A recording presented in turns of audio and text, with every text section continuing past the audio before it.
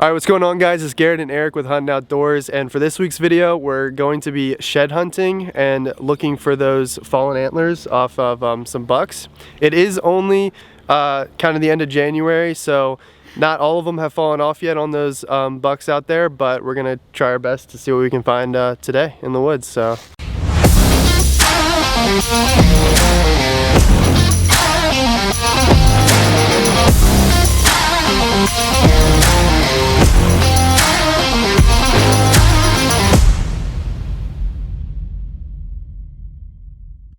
I've never been shed hunting before. I've only gotten into hunting the last year, so this is my first time kind of going out with Eric, and we're gonna walk these woods a little bit and see what's kind of out here. I got Onyx up, as you saw in my 10 essentials. There's many purposes for Onyx, and what we're gonna be using Onyx for today is gonna be tracking where we're going, so we kind of understand where we've been, so we're not kind of like retracing our steps in the future. But we got a good bit of woods here, so we're just gonna walk the path a little bit, steer off, and kind of see what we can find that's just out in the open. Hopefully we find something. You know, a lot of times when we have two people, it's really nice because we can kind of just layer over the ground together. You watch your left, you watch your right. Yep. All right, so I know that deer kind of move in this area a little bit. It's actually where I shot my buck last year.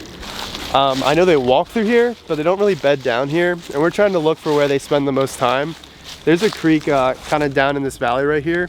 I think it's gonna be best if we go down there, start kind of where they bed, where they kind of hang out by the water, and then kind of move into more of their moving patterns.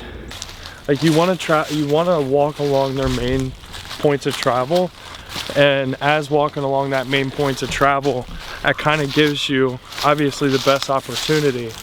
But remember, if they hit a tree or they wiggle and they shake off, a lot of times they'll kind of bounce off them and you know, fly a little bit away. So you're kind of looking for those tines to pop up and you know, right off their paths and right along those bedding areas. There's a bone. All right, so we found a bone pretty quickly into this. I don't know, do you know what that is? I don't know what bone this is connected to though, so I didn't learn this one in school. That's a chicken wing bone. So we don't want to go off too far off our path from where we just were, but since this was right here, we kind of want to gaze a little bit to see, you know, just kind of get an idea. But you definitely don't want to stop moving. All right, so right there, guys, is the little stream I was talking about. It's not much, but hunting out here has taught me long enough. They will come down this hill and kind of get to the water. They will kind of bed in this area where it's nice and thick. So we're gonna keep looking for some nice sheds in this kind of area. All right, so we're right by the water right now, and as you can see right here, there's kind of a deer path that we can see their patterns, and I know this from hunting, they will go right up through here. So we're gonna venture down this path a little bit, see if there's anything that have fallen off right there. And then we're also probably gonna check the left side of the water as they do come down that hill as well. All right, guys, so this is really important. You know, not necessarily just so that way you kind of have some cool decorations, you kind of see, you know, the aging process of some of these bucks. But the real big thing on it is kind of just knowing where they're at.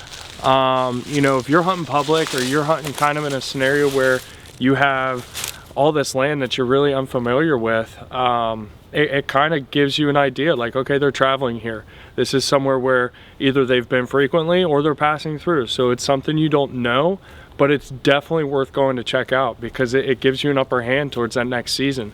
So you will be seeing videos of us in the future here going on public land, especially in the off season. Not necessarily just for drops. I couldn't remember the word. Also, another reason why we do this is it's just fun. It's fun to get out here and look. Like Eric said, especially in the off season when you can't really hunt or do anything like that, doing these types of things get you out there and get you ready for the next season. Best thing for public hunting is boots on the ground. Remember that. Guys, so we're coming up on this kind of bedding ground. You see that it's pretty beaten down. You got tracks all the way up and through here. And if you actually look at the leaves, you can see they're really matted down. A lot of times they like staying in this thick area because it keeps them out of the wind. really kind of hides them, and it's a good mask for them. So we're looking for bedding spots, and this is just a key example of kind of what we're looking for.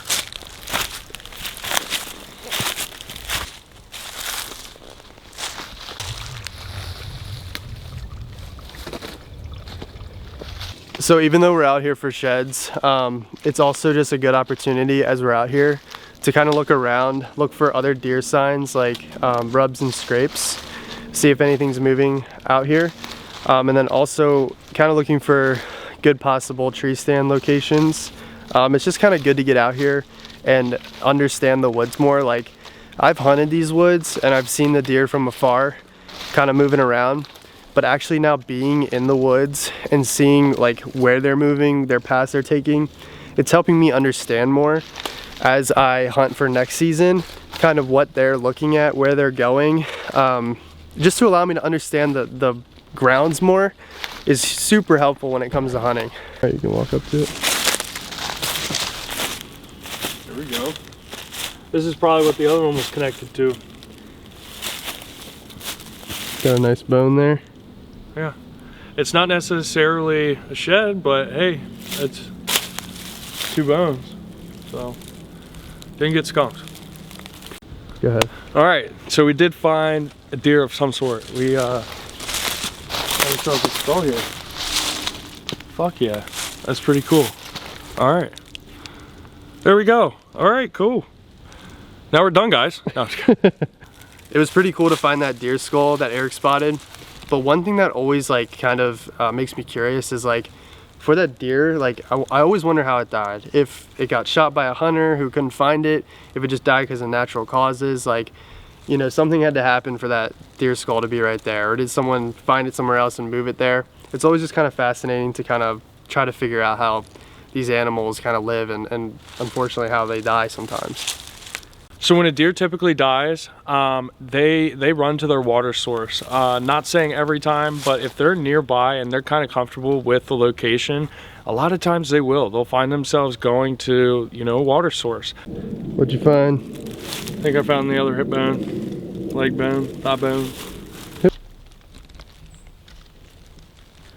All right, so like we were saying earlier, we're out here looking for sheds, but things like these, like the scrape on the ground, is just a good indication to kind of know what's moving through these woods, where they are. So this is definitely a good sign to see.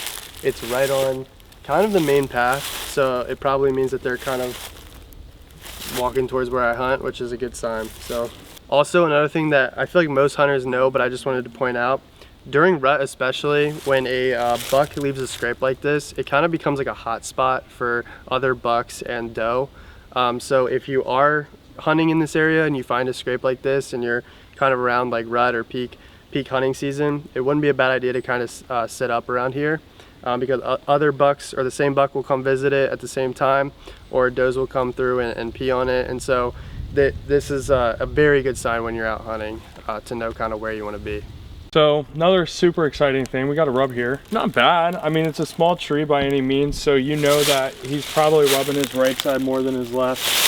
Yeah, you can see on this side, depending on where he's rubbing, but you know, that's a pretty nice rub there. Right over here, it looks like we may have another one. Yeah, we got some deer poop and everything there. Yeah, we got another rub right there.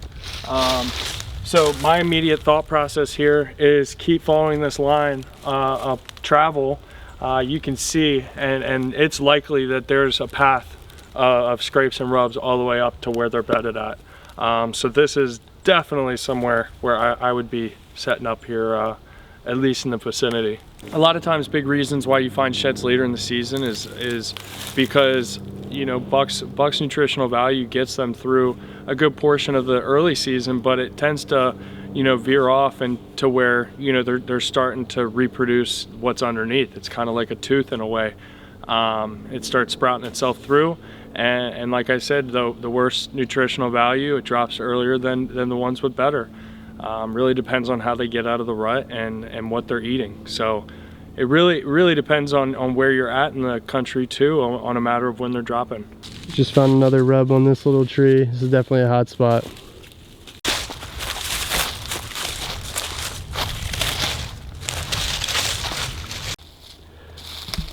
Got another rub on this tree.